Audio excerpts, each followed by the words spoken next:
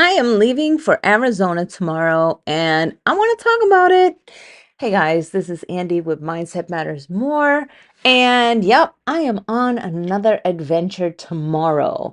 I'm going to Arizona, going to go visit my cousin who just had a baby a few months ago. And one of the blessings of life is that I get to work remote. So thank God for that.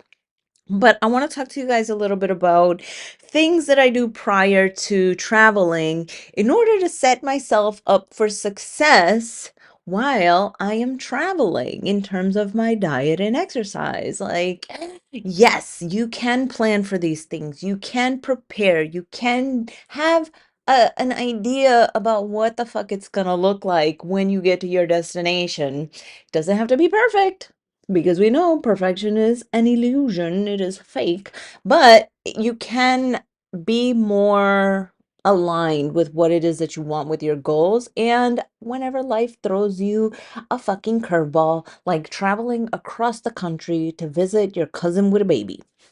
So, first and foremost, and I love doing this, absolutely love doing this, is I love researching gyms while I am out different places. Now, don't get me wrong. I have one of those big box chain gym memberships that I can go to any one of their locations as a backup plan. However, I really like to immerse myself in the gym community that are bodybuilders, powerlifters, and like people who are, quote unquote serious. And not to say that people who go to these big box chain commercial public gyms aren't serious, but I have found that the people who go to like the more focused and dedicated have kind of like the same goals that I do, whereas it's not just general health and wellness. There's a lot more competitors. There's a lot more people who are focused not only on the physical, but also on the mental and the nutrition side of it. So, I really like to immerse myself in that culture. So, research, research, research.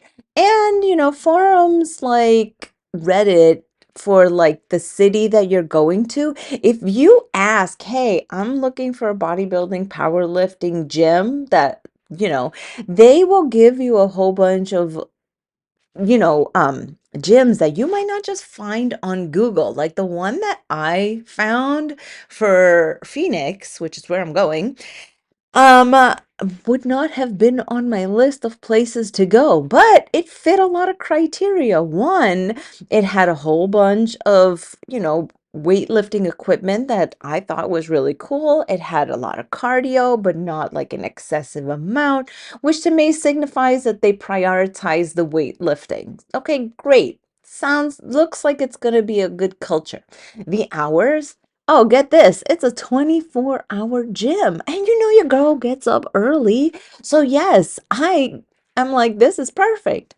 Now there was another one. I can't even remember the names of these places because I'm not there. But so the places that like are out there, some were like 9 to 8 p.m. And I'm like, oh, like no way. I could not do that because that doesn't suit my needs. So I researched gyms to find things that I feel like I would, enjoy. So and most gyms will have a day pass, a week pass, a monthly pass rather than having to sign up for like a membership. So you can go to these gyms and be like, hey, I'm only here for a couple weeks and just pay a fee and boom, you just go. So I found a gym that's 24/7 that looks like it's dedicated to weight training rather than general fitness. And it's like 5 minutes from where I'm gonna be. Like, how cool is that? And I probably never would have found it had I not done the research. I probably would have just gone to the public gym, used my access there, and called it a fucking day because that's what's easy, right? And not that there's anything wrong with using the public gyms. Again, I swear, like, that's where I built my body mostly. But if I'm gonna go to another place, like I'm gonna go as a tourist and be like, hey, show me your cool gyms. And yeah, so I found a gym, and that's the first way that I prepared. I always do that first, okay? Next, oh, you guys, you before you travel, you should already be on like a meal plan. You should already be working your macros, learning how to do that shit. And the second thing that I wind up doing is making a shopping list, grocery shopping list. You know why? Because right after I get off the plane, I drive straight to the gym and I sign up, and then I drive straight to the supermarket to go get food because, yep, your girl always meals prep wherever she goes. And that's one of the things that I love is that whenever I travel, I would mainly choose Airbnbs or hotels that have kitchenettes because I got a meal prep. I have to have access to my normal foods because just because I'm traveling doesn't mean I'm going to go eat like a fucking asshole while I'm out. Now, does that mean that that's always the case and that's always no. If you listen to any of this podcast, go to the episode where I'm eating fucking tuna at 3 a.m. in the bathroom of the hotel because sometimes you gotta do what the fuck you gotta do, okay? I mean, those are extreme measures, and I'm not advocating for that. But where there's a will, there is a way. So I prefer to get Airbnbs or hotels that have kitchenettes so that I can keep going on with my meal plan. Now, again, does that mean that it's possible? I mean, that's always possible? No, but you do your best. Also, just because you have a kitchen and just because you have a kitchen, just because you get an Airbnb where access to pots, pans, and all that wonderful shit, that does not necessarily mean that you still are going to be on meal plan all the time. But if my breakfast and my snack can be the same every day and I can keep that sense of normalcy, that is amazing. It's because it keeps you in the mind of this is what I do. This is a habit. This is how I live. I am somebody who eats meal prepped foods, and it just keeps you going while you are outside of your routine every single day to day normalcy, right? Again, you know, I'm gonna be with my cousin. I'm not gonna be on meal plan every single fucking day, but most of the meals they will be, okay? So again, it doesn't mean that you have to be perfect because what? Perfection is an illusion. So yes, I'm doing my best. I got my gym, I got my meal plan, I've got my grocery shopping. And what is the third thing that I do? I wonder if you can guess. I wonder if you can think what it is. It's let go of the rest. Because I know I'm not going to be perfect at the gym. I know I'm not going to be perfect on my meal plan. I know I'm going to be quote unquote lazier than normal.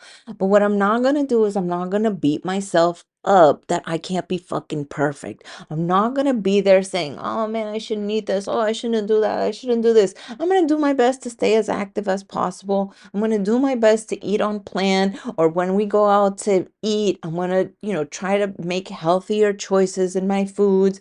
But it's not going to be perfect because it is not in this bubble that I've created for myself here in my normal, everyday, regular schmegula day. So I'm just going to let it go. And you know what I'm going to do the day that I get back?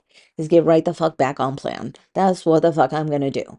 And I'm not going to make excuses. I'm not going to say, oh, I've already been eating like an asshole, so I'm going to continue to eat like an asshole. No, right back the fuck to it. You know why? It's going to be easier than, if I never got the gym, if I never meal planned, meal prepped, if I never did that, it would be so much harder coming back to my regular bubble and getting back to plan rather than just attempting and just doing the best that I can while I'm there, because you keep the mindset. And what's this podcast called? Mindset Matters More. Okay. So do your best when you travel, do your best when you are outside of your comfort zone. Do your best all the time. If you ever read a book recommendation that I ever give you, read this one. It's called The Four Agreements. One of the agreements is do your best. Do your fucking best. Okay. My best here while I'm in my bubble is not going to be my best while I am 2,000 miles away, 3,000 miles, I don't even know. While I'm across the country, it's not going to be the same. My best in my bubble while I'm healthy and doing well is not the same as if I'm home and sick. My best is not the same when I am in Guatemala. My best is not the same when no. The point is adjust and do what you can with the circumstances that you have, and do not beat yourself up about it. Okay, guys, with that, I'm going to let you go. Oh, you know what? Take all of this information that I'm giving you and translate that to Thanksgiving and Christmas too, okay? So, all right, guys. Love you guys. I'll talk to you later. Bye.